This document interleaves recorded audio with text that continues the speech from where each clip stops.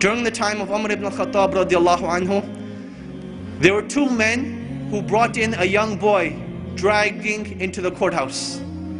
So Umar ibn al-Khattab radiallahu anhu, he asks him, what is this? What is going on? Why are you dragging him into the courthouse? They say, this boy, he killed our father. Umar ibn al-Khattab, he asks him, did you really kill their father? The boy says, yes, I did kill their father, but it was by accident. My camel, it used to tread on their property.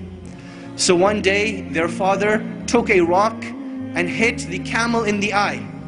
And I saw the camel suffering, and it made me furious and aggravated. So I took a rock and I threw it at the father. It hit him in the head and he died. So Umar ibn al-Khattab radiallahu anhu, he asks the two brothers, will you forgive this young boy for this accident?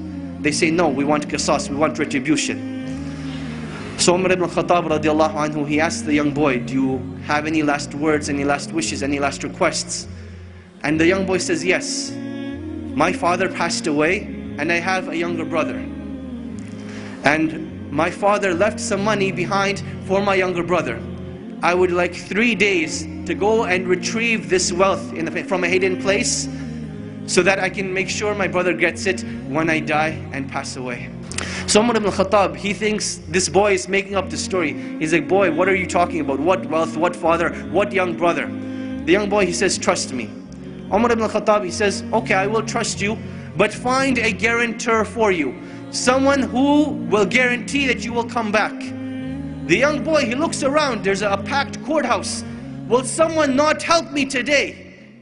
And everyone, as the boy's looking around, they turn their face away, they turn their faces down. No one wants to help this boy. Then from the back of the courthouse, a hand raises up. Whose hand is it? Abu Dharr al-Ghifari radiallahu anhu, the noble and illustrious companion who gave da'wah to so many of the tribes. He says, I will be the guarantor of this boy. Now understand what it means to be the guarantor. Meaning that if this boy does not come back, it is the head of Abu Dharr al-Ghifari radiallahu anhu that will be chopped off, that he will be killed. Abu Dharr al-Ghifari, he says, I will be the guarantor. So the boy goes away. The first day goes by, the boy is nowhere to be seen. The second day goes by, the boy is still nowhere to be seen. Asr time comes on the third day. The two brothers go to Abu Dharr al-Ghifari radiallahu anhu, and they say, come with us to the courthouse. It is time. Abu Dharr al-Ghifari radiallahu anhu says, I will come to the courthouse, but the day does not end until Maghrib.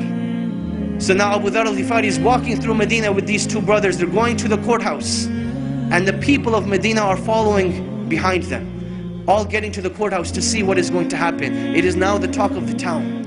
You can imagine, minutes are going by, the courthouse is filling up, the anxiety is building up. Will Abu Dharr al-Ghifari have his life sacrificed for the mistake of a boy? And literally minutes before the adhan of Salatul Maghrib, the boy rushes in. People are now shouting, they're happy, they're wondering what's going to happen, will everyone be forgiven, will everyone be happy, what's going to happen? So the boy comes in, the adhan for Maghrib hasn't gone.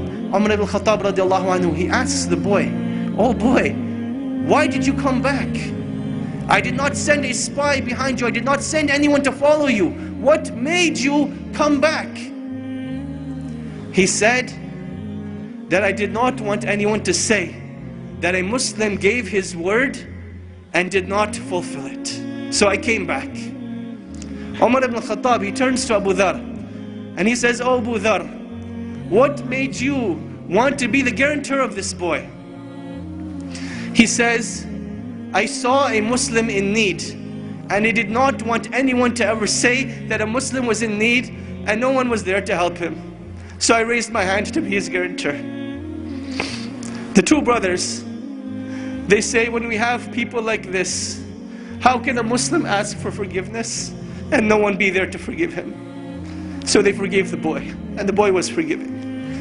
This was the legacy of Islam. This was the code of conduct. This is why during the Khilaf of Umar ibn al-Khattab, they were able to reach the border of China all the way to the south of France.